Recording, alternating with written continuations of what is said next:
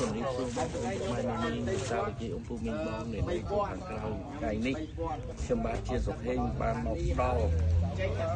កងពលិក7បាទមកនេះខ្ញុំបាទរួមជាមួយនឹងមួយចំនួនដែលយ៉ាងបងប្រុសខ្ញុំទៀតបងស្រីហើយក៏សូមអរគុណទៅដល់ជំទាវមុំមរកតបាទគាត់ឧបត្ថម្ភពីលើហើយពីលើគឺ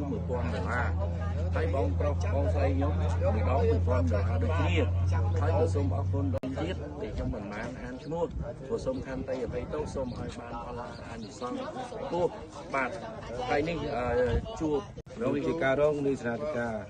មេបញ្ជាការរងកងពលប្រចាំទីនេះផ្ទាល់តែម្ដងបាទបញ្ជាផ្ទាល់ដូច្នេះហើយសម្លាញ់គឺជាសម្លាញ់របស់ខ្ញុំចិត្តបន្តិចបន្តួចនេះមិនអាចកាត់ថ្លៃបានទេបើសិនណាអត់ពួក